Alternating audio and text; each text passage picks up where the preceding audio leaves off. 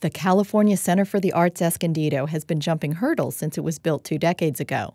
Jerry Van Leeuwen says the hope was that it would help change the image of the once agricultural North County city. The residents that were here that I talked to from time to time who were part of the vision, they really saw this as a way for Escondido and the North County to come of age and be of something of significance. But sometimes it's hard getting people from outside the community to come visit. We had someone came up from Del Mar and I was chatting with them at a reception and they said, you know, it's not quite as far as I thought it was.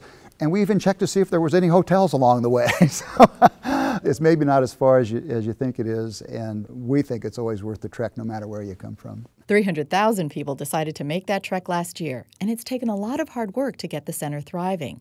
It even generated $5 million in revenue with 10 sold-out shows last season. It had been struggling financially, and my predecessor and the board really reduced the programming, closed the museum, went to a very limited performing arts season. When you've gone through a low period and you've kind of not had a lot of activity, it takes a little while to bring that back up so that people start to think about, well, what should we do next week or next weekend, that they have a thought to wonder what's going on at the center. Now the answer is a lot's going on. The center just announced its new season, which kicks off with the San Francisco Comedy Competition on September 23rd and continues with performers such as Vince Gill and Melissa Etheridge performing in the beautiful 1,500-seat concert hall. The design, I think, was to make it feel like an old-school opera house and to be a very classy kind of place to be. There was a lot of attention given to the acoustics so that the performers would have a really wonderful experience. There's also a smaller 400-seat venue as well as a museum. The current show that runs through September 13 is Writing with Pictures, and it's about illustrators of children's books, a really great family exhibition.